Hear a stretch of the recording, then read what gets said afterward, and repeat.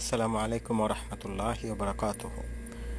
আমরা সৌদি আরব প্রবাসী বাংলাদেশের পেজের পক্ষ থেকে আমি শামীম আপনাদের সকলকে শুভেচ্ছা জানাচ্ছি আমাদের আজকের ভিডিওতে। আজকে আমরা সম্প্রতি পরিবর্তিত হওয়া ব্যাগেজ রুলস এবং শুল্ক কর 2017 সম্পর্কে জানব এবং আপনাদের বিভিন্ন প্রশ্নের উত্তর আপনারা ইনশাল্লাহ এখান থেকেই পেয়ে যাবেন।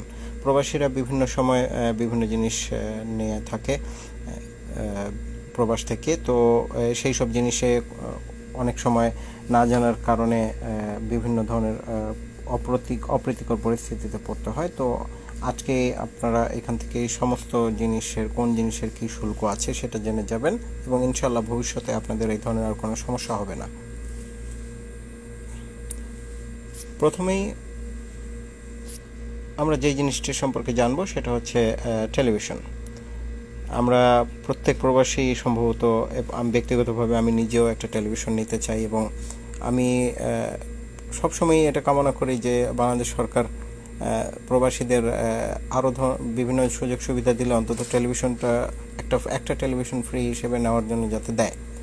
তবে আজ পর্যন্ত আমাদের এই ধরনের আশা কোনোদিন পূরণ হয়নি, আর মনে হয় হবেও না। তো আর তারপরেও এবছর নতুন করে রেটটাকে একটু ঢেলে সাজানো হয়েছে। 29 ইঞ্চি পর্যন্ত একটি টিভি আপনি শুল্কমুক্ত হিসেবে নিতে পারবেন। 30 থেকে 36 ইঞ্চি হলে 10,000 টাকা, 37 থেকে 42 ইঞ্চি হলে 20,000 টাকা, 43 থেকে 46 ইঞ্চি হলে 30,000 টাকা, 47 থেকে 52 ইঞ্চি হলে 50,000 টাকা, 53 থেকে 65 ইঞ্চি হলে 70,000 টাকা এবং 66 ইঞ্চির বেশি হলে 90,000 টাকা শুল্ক পরিশোধ করতে হবে। পরবর্তী আইটেম সিগারেট। 1 কার্টন সিগারেট 200 শলাকার পর্যন্ত আপনি শুল্কমুক্ত হিসেবে নিতে পারবেন। এর বেশি নিলে কাস্টমস আটক করবে। মোবাইল ফোন, আমরা প্রত্যেকেই মোবাইল ফোন নিতে চাই এবং যদি সম্ভব হয় আমাদের আত্মীয় স্বজন যারা আছে সবাই মোবাইল ফোন চায়। আমরা সম্ভবত সবার জন্যই নিয়ে যেতে চাইতাম, কিন্তু একটু বাধ্যবাধকতা আছে। আপনি 2টি ফোন শুল্কমুক্ত হিসেবে নিতে পারবেন। এর চেয়ে বেশি যদি হয় 3 থেকে 5টি পর্যন্ত আপনার শুল্ক কর পরিশোধ 28.50% প্রতিটা মোবাইল সেটে শুল্ক কর পরিশোধ ক্ষেত্রে এবং প্রযোজ্য ক্ষেত্রে বাণিজ্যিক জরিমানা প্রায় 53% পরিশোধ সাপেক্ষে আপনি নিতে পারবেন।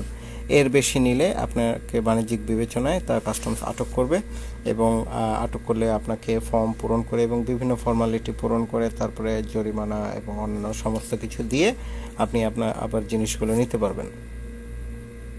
ল্যাপটপ, একটি ল্যাপটপ আপনি শুল্কমুক্ত হিসেবে নিতে পারবেন যে কোনো সময়, আসা হোক যাওয়া হোক, যে কোনো সময় আপনি একটি ল্যাপটপ আনয়ন করতে পারবেন।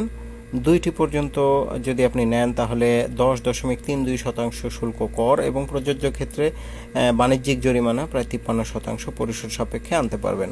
এর বেশি আনলে বাণিজ্যিক বিবেচনায় কাস্টমস আটক করবে। স্বর্ণবার, বাংলাদেশের আমার জানা মতো শুরু থেকে স্বর্ণবার আমদানি এই ধরনের নিষিদ্ধ ছিল, মানে যে কোনো সময় নিরুৎসাহিত করা হতো। তো এবছর দেখা যাচ্ছে যে 234 গ্রাম পর্যন্ত, মানে আপনি যতটুকু 1 গ্রাম স্বর্ণবারও যদি নেন তারপরেও সেটাকেও বাণিজ্যিক বিবেচনায় ধরা হবে। তো এই বছর একটা কোটা তারা দিয়ে দিয়েছে যে 234 গ্রাম পর্যন্ত আপনি শুল্ক কর দিয়ে পরিশোধ করে, যা প্রতি 11.664 গ্রামের জন্য 3,000 টাকা, মানে 1 ভরির জন্য 3,000 টাকা। তো প্রায় 20 ভরি হিসেবে আপনি নিতে পারবেন স্বর্ণ বার হিসেবে। তো আপনি যদি এই কর পরিশোধ করেন তাহলে নিতে পারবেন। এর বেশি যদি আপনি নেন তাহলে কাস্টমস আটক করবে এবং আটক রসিদ আপনি বুঝে নেবেন, যখন ছাড়ানোর সময় হবে টাকা পয়সা দিয়ে আপনি ছাড়িয়ে নিতে পারবেন। ছাড়পত্র শুল্ক করা দিয়ে এবং অর্থদণ্ড পরিশোধ সাপেক্ষে আপনি ফেরত পেতে পারেন।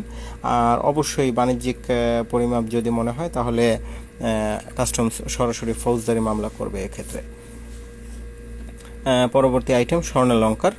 100 গ্রাম পর্যন্ত এক প্রকারের অলঙ্কার, যেটা 12টির বেশি হবে না, শুল্কমুক্ত হিসেবে আপনি আনতে পারবেন। এর বেশি আনলে অতিরিক্ত প্রতি গ্রামের জন্য 1,500 টাকা শুল্ক পরিশোধ করতে হবে। বাণিজ্যিক পরিমাণ যদি মনে হয় তাহলে কাস্টমস আটক করবে এবং অবশ্যই ফৌজদারি মামলা হবে। শাড়ি, কাপড়, কসমেটিক, নতুন শাড়ি, অন্যান্য কাপড়, কসমেটিক্স আপনি ব্যক্তিগত বিবেচনায় কয়েকটি পর্যন্ত শুল্কমুক্ত হিসেবে আনতে পারবেন। আরও কয়েকটি শুল্ক পরিশোধ করে 135.52% শুল্ক এবং প্রযোজ্য ক্ষেত্রে এর সাথে বাণিজ্যিক জরিমানা প্রায় 53% পরিশোধ সাপেক্ষে আপনি আনতে পারবেন। এর বেশি আনলে বাণিজ্যিক বিবেচনায় কাস্টমস তা আটক করবে। ওষুধ, জরুরি বিবেচনায় প্রেসক্রিপশন দেখিয়ে কিছুটা ওষুধ আপনি আনতে পারবেন। বাণিজ্যিক পরিমাণ মনে হলে কাস্টমস তা আটক করবে। ছাড়পত্র উপস্থাপন, শুল্ক করাদি এবং অর্থদণ্ড পরিশোধ সাপেক্ষে আপনি তা ফেরত পেতে পারেন। বৈদেশিক মুদ্রা, অনেকেই প্রশ্ন করেছিলেন 3-4 দিন আগে যখন আমরা পোস্টটা দিয়েছিলাম যে আমরা আসলে কত রিয়াল সাথে নিয়ে যেতে পারবো। তো বিদেশ থেকে ফেরার সময় আপনি ইচ্ছামতো যত বৈদেশিক মুদ্রা আপনি আনতে চান আনতে পারবেন, তবে শর্ত হচ্ছে তা বৈধ টাকা হতে হবে। বৈধ বৈদেশিক মুদ্রা আপনি যত ইচ্ছা নিতে পারবেন। 5,000 মার্কিন ডলার বা সমপরিমাণ, তার মানে প্রায় 19,000 রিয়াল এর বেশি বৈদেশিক মুদ্রা যদি আপনি নেন তাহলে কাস্টমসের নিকট FMG ফরমে ঘোষণা প্রদান করতে হবে। এটা জাস্ট একটা ফর্মালিটি, আপনার মানে আনুষ্ঠানিকতা। আপনি ফর্মটা পূরণ করলে আপনি যত টাকা নিয়েছেন সেই টাকা আপনি সাথে করে নিয়ে যেতে পারবেন, কেউ আপনাকে আটকাবে না। এরপরে মদ বা মদ জাতীয় পণ্য, বাংলাদেশি পাসপোর্টধারী নাগরিকদের জন্য মদ বা মদ জাতীয় পণ্য আনা সম্পূর্ণ নিষেধ। আনলে কাস্টমসটা আটক করবে। বিদেশি পাসপোর্টধারী নাগরিক হলে 1 লিটার পর্যন্ত আনতে পারবেন, এর বেশি আনলে কাস্টমসটা আটক করবে।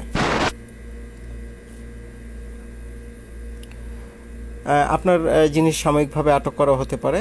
শুল্ক করাদি পরিশোধ সাপেক্ষে খালাসযোগ্য পণ্যের ক্ষেত্রে তাৎক্ষণিক শুল্ক কর পরিশোধ করার মতো টাকা আপনার সাথে নাও থাকতে পারে। এক্ষেত্রে আপনার ভয়ের কিছু নেই। সাময়িকভাবে আটককৃত পণ্য 21 দিনের মধ্যে যথাযথ শুল্ক কর পরিশোধ সাপেক্ষে আপনি ফেরত পেতে পারেন। অপরিচিত ব্যক্তি এবং ব্যাগেজকে বিশ্বাস করা ঝুঁকিপূর্ণ, তাই কখনোই না জেনে অন্য কারো দেওয়া মালামাল বহন করবেন না। ইদানিং অনেক ধরনের ঘটনা ঘটছে যে একজন আরেকজনকে ব্যাগেজ দিচ্ছে এবং সেই ব্যাগেজে অনেক অবৈধ মালামাল পাওয়া যাচ্ছে, বিভিন্ন ধরনের নিষিদ্ধ মাদক এবং চোরাচালানে ব্যবহৃত অন্যান্য আইটেম পাওয়া যাচ্ছে। সুতরাং আমাদের প্রবাসী ভাইয়েরা, সৌদি আরব প্রবাসী ভাইয়েরা দয়া করে আপনারা এই ব্যাপারে একটু সতর্ক থাকবেন।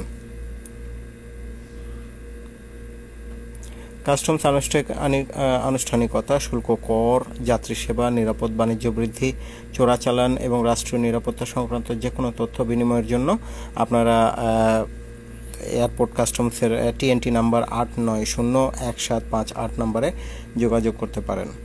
মনে রাখবেন, এয়ারপোর্ট একটি জাতীয় প্রতিষ্ঠান, এটা আপনার আমার সম্পদ, এবং যে কাস্টমস তারা গ্রহণ করছে বা তারা নিচ্ছে সেটাও একটা জাতীয় ব্যাপার। আমাদের দেশের উন্নয়নের জন্য আমরা যদি এই ধরনের জিনিসপত্র নিই তাহলে কাস্টমস পরিশোধ করা জরুরি। তবে আমাদের মনে হয় অন্তত সমস্ত সৌদি আরব প্রবাসী বাংলাদেশিদের পক্ষ থেকে আমরা বলতে চাই যে অন্তত প্রবাসীদের জন্য এইসব সুবিধা শুল্কমুক্ত রাখা হোক।